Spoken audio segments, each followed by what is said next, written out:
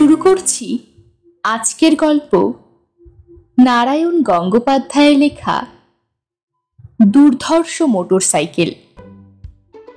খিচুড়ি খেতে আমার ভালোই লাগে, কিন্তু খিচুড়ি জাতের জিনিস আমি একদম পছন্দ করি না। যেমন আলু বখরা, সেটা আলুও নয়, দাম না দিয়ে বখরাও তাতে পাওয়া যায় না। ওদিকে রাঁধতে গেলে বিস্তর বখেরা, চিনি চাই, কিশমিশ চাই, এ চাই ও চাই, আর কাঁচা খেলে বোখার হওয়ার সম্ভাবনা প্রচুর। কিংবা ধরো কাঠ বেড়ালি, সে কাঠ নয় যে তাকে দিয়ে রান্না হবে, আবার বেড়ালিও নয় যে ভাড়ার ঘরের ইঁদুরকে একটু শায়েস্তা করবে।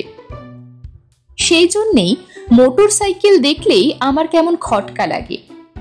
মোটরের তলায় চাপা পড়া যায়, আর সাইকেল চাপা দেওয়া যায়, কিন্তু যা এও নয় ও নয়, তা যে কখন কি করে বসবে সে সম্বন্ধে আমার মনে একটা গভীর দুশ্চিন্তা আছে। তাই মোটর সাইকেলের কাছ থেকে সব সময় আমি দূরে থাকতে চেষ্টা করি। কিন্তু ভূমিকা বাদ দিয়ে কাহিনীটা বলি এইবার। তোমরা আমার পিস্তুত ভাই ফুচুদাকে দেখনি? অমন ভয়ঙ্কর লোক যে সংসারে একজনের বেশি জন্মায় না, পৃথিবীর পক্ষে একটা বাঁচোয়া বলতে হয় সেটাকে। বছর তিনেক এক নাগারে ম্যালেরিয়ায় ভুগে ফুচুদার পিলেটা হয়ে উঠেছিল জয় ঢাকের মতো। চুলগুলো দেখলে মনে হতো ঠিক ব্রহ্মতালু বরাবর কেউ একখানা মুড়ো ঝাঁটা বসিয়ে রেখেছে। মিক্সচার আর কুইনিন খেয়ে খেয়ে ফুচুদার পেটের মধ্যে যখন দস্তুর মতো একটা ডিসপেন্সারি তৈরি হয়ে গেল, তখন একদিন 104 জ্বর গায়ে নিয়েই ফুচুদা দুত্তর ম্যালেরিয়া নিকুচি করেছে বলে লাফিয়ে উঠলেন। তারপর সোজা ভাড়ারে গিয়ে কর্মর করে খানিক ছোলা চিবিয়ে খেয়ে উঠোনে নেমে ডন দিতে শুরু করলেন। ওগো, আমার ফুচু যে পাগল হয়ে গেল বলে কান্না জুড়লেন পিসিমা। কিন্তু সে কান্নায় ফুচুদার হৃদয় আর গলল না। ব্যারামবীর ফুচুদা বেয়ামবীর হওয়ার জন্যে আদানুন খেয়ে লেগে পড়লেন। বললে বিশ্বাস করবে না, ম্যালেরিয়া তাড়িয়ে তবে তিনি থামলেন। শুধু তাড়ালেন তাই নয়, চেহারাখানা যা বাগালেন সে 10 জনকে ডেকে দেখাবার মতো। তখন শুরু হলো আমার উপর দিনরাত উপদেশ বর্ষণ। কি ছাগলের মতো দিনরাত পালা জ্বরে ভুগিস বেলা? ছ্যা ছ্যা। ছাগলে বুঝি খুব পালা জ্বরে ভোগে ফুচুদা? আমি জানতে চাইলাম। তোর সঙ্গে কথা বলাই ধ্যাসটামো। বিরক্তিতে ফুচুদা নাক কুচকলেন। শোন পেলা, যদি রোজ সকালে 300 ডন আর 300 বৈঠক দিতে পারিস, তোর পালা জ্বর পালাতে পথ পাবে না। 300 ডন আর 300 বৈঠক শুনেই আমার দম আটকে এলো। পালা জ্বর পালাবার আগেই যে তবে আমাকে পালাতে হবে ফুচুদা? মানে আমার দেহ ছেড়ে চম্পট দিতে হবে আত্মারামকে? ফুচুদা আর কিছু বললেন না, দুমদাম করে বেরিয়ে গেলেন বাড়ি থেকে। আমিও স্বস্তির নিঃশ্বাস ফেলে বাঁচলাম। 300 ডন আর 300 বৈঠক, তার চেয়ে 300 বছর জ্বরে ভোগা ভালো। কিন্তু ফুচুদা আমায় ছাড়লেন না। রবিবারের সকালে অঙ্ক নিয়ে বসেছি, এমন সময় দোরগোড়ায় ভটভট করে একটা সন্দেহজনক আওয়াজ পাওয়া গেল। আতকে লাফিয়ে উঠতেই দেখি মোটর বাইকই বটে, আর তার উপর ফুচুদা বসে আছেন চেঙ্গিস খাঁর ভঙ্গিতে। চেঙ্গিস খাঁকে আমি দেখিনি, কিন্তু ফুচুদার মুখের চেহারা দেখেই মনে হলো চেঙ্গিস খাঁ নিশ্চয়ই এই ভঙ্গিতে ঘোড়ায় চাপতেন। ফুচুদা বললেন, পেলা চলে আয়। আমি বললাম, কোথায়? নতুন বাইক কিনেছি, তোকে একটা রাইড দেব। আমার বুকটা ধরফর করে উঠল। সবাই বললাম, অঙ্কটা মিলছে না ফুচুদা, আজ থাক। ফুচুদা ভ্রুকুটি করলেন। জ্বরে ভুকে ভুকে আর ঘরে বসে থেকে থেকে তোর মগজে মরচে পড়ে গেছে। অঙ্ক মিলবে কোত্থেকে? দরকার হলো ফ্রেশ এয়ার। চল তোকে হাওয়া খাইয়ে আনি। হাওয়া খেতে আমার একদম ইচ্ছে করছে না, আমি জানালাম। তোর ইচ্ছে করুক আর না করুক, তাতে আর কি আসে যায় রে? ভারী আমার ওস্তাদ এসেছে। আমি আরো কি যেন বলতে যাচ্ছিলাম, কিন্তু সুযোগ আর পেলাম না। তার আগেই ফুচুদার পালোয়ানি হাত আমাকে এক হ্যাচকা টানে মোটর সাইকেলে তুলে ফেলল। আমি বললাম, গেলাম গেলাম। ফুচুদা বললেন, এখনো যাসনি, এইবার চললি। সঙ্গে সঙ্গে ভটভট করে মোটর সাইকেলের আওয়াজ উঠল। আমি আর্তনাদ করে উঠলাম, পড়ে যাব যে। যাস তো যাবি, জ্বরে না মরে অন্যভাবে মরলে এমন কিছু লোকসান হবে না। আমি প্রাণপণে ফুচুদার কোমর জাপটে ধরলাম। ডায়মন্ড হারবার রোড দিয়ে মোটর বাইক ছুটল। চোখ বুজে দুর্গা নাম জপ করে চলেছি আমি। হু হু করে হাওয়া বইছে কানের পাশ দিয়ে, মনে হচ্ছে এক্ষুনি আমাকে উড়িয়ে নিয়ে চলে যাবে। আর ছিটকে যদি একবার পড়ি তাহলে আর চ্যাফ্যা করতে হবে না, একেবারেই ঠান্ডা। ফুচুদা আমার দিকে ঘাড় নাড়লেন। কেমন লাগছে পেলা, গ্র্যান্ড না? আমি চোখ মেলে বললাম, গ্র্যান্ডই বটে, তবে শেষ পর্যন্ত গ্রাউন্ডে গড়াগড়ি না খাই। ফুচুদা চোটে কি বলতে যাচ্ছিলেন, তার আগেই সামাল সামাল বলে রব উঠল। একটুর জন্য ধাক্কা লাগলো না একটা মোষের গাড়ির সঙ্গে। আমি চেঁচিয়ে উঠলাম, ফুচুদা। ফুচুদা রুখে বললেন, হয়েছে কি, অমন করে ষাঁড়ের মতো চেঁচিয়ে উঠলি কেন কানের কাছে? এক্ষুনি যে অ্যাক্সিডেন্ট হতো। হতো? বইয়েই যেত। ট্রেনে অ্যাক্সিডেন্ট হয় না, এরোপ্লেন ক্র্যাশ করে না, মোটর উল্টে যায় না, আর মোটর বাইক অ্যাক্সিডেন্ট করতে পারবে না? ভেবেছিস কি তুই? এমন সময় গেল গেল রব উঠল আবার। তাকিয়ে দেখি সর্বনাশ, দৈত্যের মতো একটা বোঝাই লরি প্রায় আমাদের কাঁধের ওপর এসে পড়েছে। আমি আতঙ্কে একটা হা করলাম, কিন্তু মুখ দিয়ে আওয়াজ আর বেরুলো না। কি মন্ত্রে লরি ড্রাইভার গাড়িটাকে পাশ কাটিয়ে নিলে সে আমি আজও জানি না। দুহাত এগিয়েই সে ঘষ করে ব্রেক করলো, তারপর লাফিয়ে নেমে ফুচুদাকে জিজ্ঞেস করলে, ইয়ে ক্যা হ্যায়?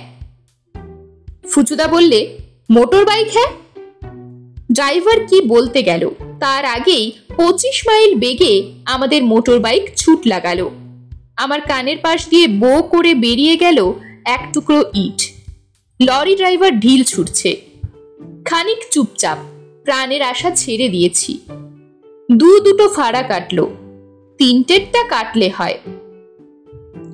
রাস্তার দুধারের গাছগুলো সনসন শব্দে ছিটকে যেতে লাগলো পেছনে। ফুচুদা বললে, বড় রাস্তায় একটা রিক্স আছে দেখছি। না রে পেলা। শটটা এবার নরম ঠেকলো। ফুচুদার কঠিন হৃদয় যেন কোমল হয়ে উঠছে একটু একটু করে। বললাম, রিক্স আর বিশেষ কি, প্রাণটুকু চলে যেতে পারে এই যা। ফুচুদা তেড়ে উঠলেন। গেলেই বা কি, তোর প্রাণ আবার দাম কি? ও তো পুঁটি মাছের প্রাণ। মরুককে, বাজে বকাসনি আমাকে। চল, বড় রাস্তা ছেড়ে মাঠের রাস্তায় নামা যাক। চারিদিকে মুক্ত প্রকৃতি, লরি ফরের হাঙ্গামা নেই, বেশ আরামে যাওয়া যাবে। সেটা মন্দ কথা নয়, আমি খানিকটা আশ্বাস পেলাম। আরো খানিক এগোতেই ডান দিকে মাঠের ভেতর একটা গরুর গাড়ির রাস্তা পাওয়া গেল। সেই রাস্তায় ফুচুদা মোটর বাইক নামালেন। কিন্তু গরুর গাড়ির পথ, তার সঙ্গে চালাকি নয়। মনে হলো যেন রিলিফ ম্যাপের উপর দিয়ে চলেছি। একবার ধপ করে পড়ছি প্রশান্ত মহাসাগরে, আর একবার ঠেলে উঠছি এভারেস্টের কাঁধের ওপর। কত বছর ধরে একটানা লাঙ্গল ঠেললে অমন কায়দায় একখানা রাস্তা তৈরি করা যায়, একমাত্র করুণাময় পরমেশ্বরই তার খবর দিতে পারেন। ফুচুদা, কোমর যে গেল। কোমর যাবে কি রে? কেমন এক্সারসাইজ হচ্ছে বল দেখি। কি গ্র্যান্ড ঝাঁকুনি লাগছে। পেটের পিলে নড়ে গেল যে। ফুচুদা বললেন, নড়বেই তো, পিলেই তো নড়ানো চাই, বুঝলি? তোর ওই বাসক পাতার রসের চাইতে এ ওষুধ অনেক বেশি জোরালো। 3 দিন এই রাস্তায় আমার বাইকে চেপে আসবি, দেখবি পালা জ্বর, কালা জ্বর, সর্দি জ্বর, ডেঙ্গু জ্বর। কিন্তু জ্বরের তালিকাটা শেষ হওয়ার আগেই বাইক ছেড়ে আমি প্রায় 2.5 হাত শূন্যে ছিটকে উঠলাম, এবং ফুচুদাও। মোটর সাইকেলটা প্রায় 1.5 হাত উঁচু একটা গর্তের মধ্যে লাফিয়ে পড়ল। একরাশ পাক ছিটকে এলো চোখে মুখে। ফুচুদা, মাঠ যে আরো ভয়াবহ! আমি চেঁচিয়ে উঠলাম। এক আধটু লাগছে বটে, ফুচুদাও স্বীকার করলেন, কিন্তু মোটর সাইকেল চড়া কি সোজা কাজ রে? খাটনি আছে বই কি। তবে ভাবিসনি, আস্তে আস্তে সইয়ে নেব এখন। কিন্তু সইয়ে নেবার আগে যদি মাঠ সই হতে হয়? হয়তো হবে। ফুচুদা দাঁত খিচলেন। তুই বড্ড বক। কিন্তু বক পর্যন্ত বলেই টক করে বকুনি বন্ধ করে দিলেন ফুচুদা। ঘাবড়ে গিয়ে বললেন, পা তোল পেলা, এক্ষুনি। পা তুলবো? কোথায় তুলবো? ফুচুদা তাড়া দিলেন, তা আমি কি জানি। কাঁধের উপর, মাথার উপর, তাল গাছের উপর, যেখানে খুশি। দেখছিস নে, তেরে আসছে। কে?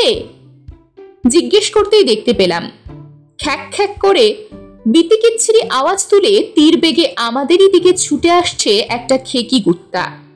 দু চোখে তার জিঘাংসা। আমি পা তুলে ফেললাম একেবারে ফুচুদার কাঁধের ওপর।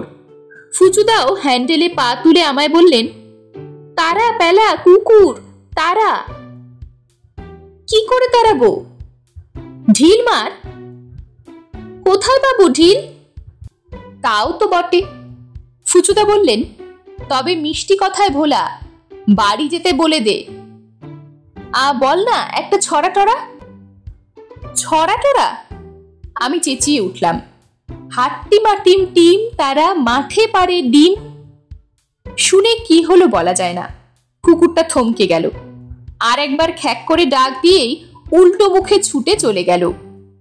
ফুচুদা স্বস্তির নিঃশ্বাস ফেললেন। যাক, বাঁচা গেল এ যাত্রা, পালালো।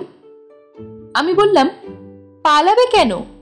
মাঠের ভেতরে হাট্টিমা টিম টিমের ডিম খুঁজতে গেল বোধহয়। বুঝতে পেরেছে তোমার পায়ের চেয়ে সেটা বেশি সুখাদ্য হবে।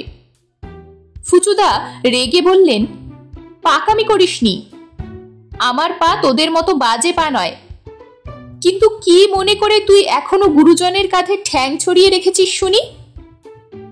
পা নামিয়ে নিয়ে আমি বললাম, ওহো ওহো, মনে ছিল না। বাড়ি ফিরে গুনে গুনে 100 প্রণাম করব তোমাকে। বোধহয় 100 প্রণামের নাম শুনে মাঠে গরুগুলো ভক্তিতে মাথা নিচু করল। হঠাৎ দেখা গেল একপাল গরু আমাদের দিকেই আসছে। মাথা নিচু দেখে আশ্বাস পাওয়া গেল না, কারণ নত মস্তকের ওপর উঁচিয়ে আছে বড় বড় শিং। ফুচুদা বললেন, এই সেরেছে, গরু আসছে যে। আমি বললাম, শুধু গরু নয়, মোষও আসছে ওদিক থেকে, প্রায় 7-8টা মোষ। কোথায় ডোবার মধ্যে বসেছিল, মোটর বাইকের আওয়াজ শুনে ছুটে আলাপ করতে এসেছে আমাদের সঙ্গে। তাদের শিংয়ের দিকে তাকালেই বোঝা যায় কেন শাস্ত্রে তাদের বলা হয়েছে যমের বাহন। ফুচুদা, এইবার গেছি, গুতিয়ে যে স্যান্ডউইচ বানিয়ে দেবে। ঘটাং করে ব্রেক কষলেন ফুচুদা। বললেন, আর সময় নেই পেলা, চোচা ছুট দে, দেখছিস না এসে পড়ল। জয় মা কালী। রাস্তার উপর সাইকেল ফেলে আমরা ছুট লাগালাম। সামনেই একটা উঁচু ঢিবি, তার উপর উঠে নিচের দিকে লাফ দিতেই দুজনে জড়াজড়ি করে একটা পচা ডোবার মধ্যে গিয়ে পড়লাম। ফুচুদা বললেন, ডোবা? ডোবাই সই, এর ভেতরেই নাক ডুবিয়ে বসে থাক এখন। কি বিচ্ছিরি গন্ধ জলে। আমি থুথু করে খানিক পেকো জল ফেলে দিলাম। ফুচুদা ফ্যাচ করে উঠলেন, গন্ধ তো কি হয়েছে, ডোবার জলে কি এসেন্সের সুবাস পাবে নাকি? আর কি মশা। মশা তো থাকবে, মশার বদলে কি শশা ফলবে, কচকচ করে খাবি? গায়ের উপর ব্যাং লাফাচ্ছে যে। নইলে যে মোষ লাফাতো, সেটা বুঝি বড্ড আরামের হতো। নে চুপ করে থাক, একদম স্পিকটি নট। দুম করে বন্দুকের মতো আওয়াজ উঠল। ফুচুদা বুক ভাঙা দীর্ঘশ্বাস ফেলে বললেন, টায়ার গেল একটা। তা গেল। আমিও একটা দীর্ঘশ্বাস ফেললাম। তাকিয়ে দেখি ফুচুদার ঠিক মাথার উপরে উঠে বসে একটা সোনা ব্যাঙ ড্যাব ড্যাবে চোখে আমার দিকে তাকিয়ে আছে। 2 ঘন্টা পরে যখন উঠে এলাম, তখন সাইকেলটা আর চেনা যায় না। স্পোকগুলো ভাঙা, টায়ার ফাটা, যেন অ্যাটম বোমায় বিধ্বস্ত হিরোশিমা। ফুচুদা বললেন, কি আর হবে, চল এটাকে ঠেলে নিয়ে যাই। আর আমি ঠেলি? অনেক ভুগিয়েছ, এবার তোমাকে আমি একটু ভোগাই। বললাম, মিথ্যে করেই বললাম, আমার পা মচকে গেছে, এক পাও হাঁটতে পারবো না। তবে তুই সাইকেলে চেপে বস, আমি তোকে ঠেলে নিয়ে যাই। সারা গায়ে কাদা, নাকের ওপর একরাশ শ্যাওলা। পালোয়ান ফুচুদা হেইয়ো হেইয়ো করে সেই এবড়ো খেবড়ো মাঠের ভেতর দিয়ে আমাকে ঠেলে নিয়ে চললেন ভাঙা সাইকেল শুদ্ধ। আর এতক্ষণে সত্যি বলতে কি, মোটর সাইকেল চড়াটা আমার একেবারে মন্দ লাগলো না। এরকমই আরো সব গল্প পেতে চ্যানেলটিকে সাবস্ক্রাইব করে দেবেন। আর গল্পটি যদি ভালো লেগে থাকে তাহলে লাইক, শেয়ার আর কমেন্ট করে দেবেন।